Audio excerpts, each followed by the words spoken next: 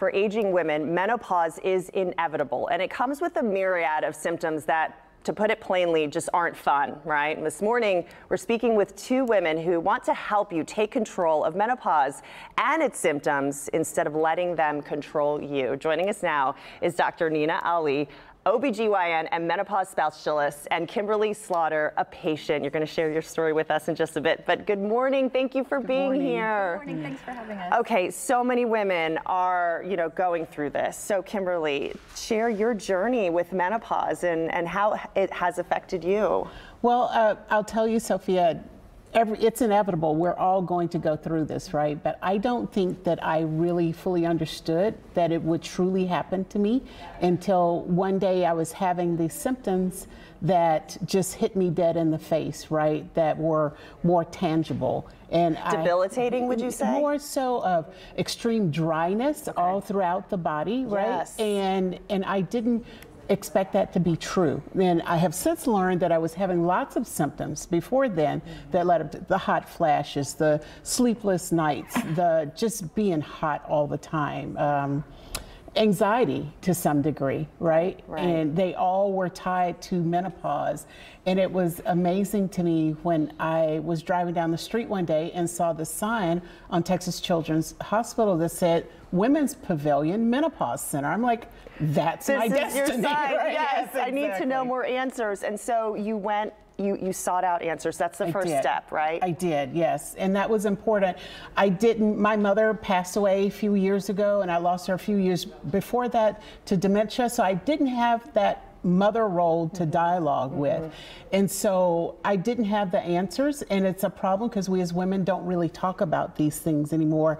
We make them taboo and say, oh, well, it's your women issues, you should keep it to yourself, right? Right, I don't want to pry. Yeah, that's not my, Exactly, but that's not helpful because you think you're the only one going through it, and the only way you gain knowledge is by finding someone to talk to know they went through it and what their solutions were, and or leading to resources like Dr. Ali to help you resolve your issues. And you know what stood out to me, Kimberly, is that maybe some women may be going through these symptoms and they don't even connect the two. You don't, because they happen individually. It's not like one day it shows up and says, hey, I'm menopause, I'm gonna do this to you, right?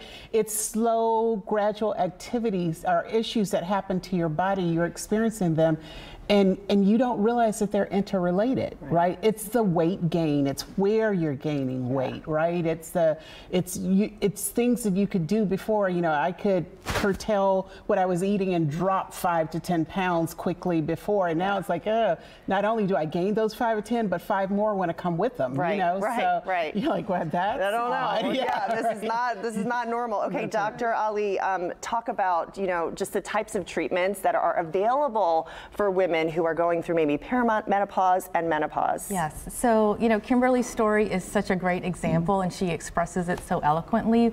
But yes, I mean, the important thing that we want our patients to know is that there are great treatments for these symptoms. Every woman is going to go through this. It's going to be different for each person. And so we really like to know, okay, what exactly do you have as far as current symptoms? What is your family history? What is your own medical history? And then based on that, we can decide, okay, this is going to be the right treatment for you.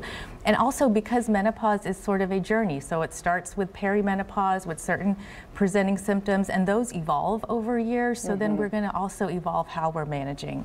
And that's really what we try to get into with our patients. And tell us, before we go, why do you think having a dedicated center to help women with menopause? I'll ask you both. Why do you think it's so important for here, especially in the Houston area? Yeah, it is really important so that you know that someone's listening to you and understands what your issues are as a woman. I have experience having doctors dismiss me as a woman, and that is very disconcerting. I've had a doctor say, oh, don't explain that to her, she'll never understand. And it's like, I have a master's degree. I can read. I promise I'll understand the words you say to me. But it's that assumption that you can't comprehend. But like Dr. Ali, she is very patient. She listens, and she's having a dialogue. When she walks in the room, I don't feel like she's rushing off to patient number 394 right after me. Right. I feel like she came there to see me and to understand what I need today. The center is helping so many women, Doctor. Yes. And because we are in the medical center, we have so many different different aspects to the Menopause Center. We have reproductive psychiatry that can help with some of the sometimes mood, anxiety, depression, hormone related issues that come up around this transition. I usually deal with the hormone therapy and kind of managing those symptoms, but we have pelvic physical therapy, we have a nutritionist. We really want to be kind of one place where women can come to really help them with this transition. Well, I might be coming to see you guys just to be ready, you know, because I want to have all the information and the best care possible. Absolutely. Thank you, Kimberly and Dr. Ali, for being here with us. Thank and you folks can check you out at the Texas Children's Hospital Pavilion for Women. Yes. And see that big sign you were talking about. Yes, exactly. Yes, ma'am. Yes. Okay, thank you guys.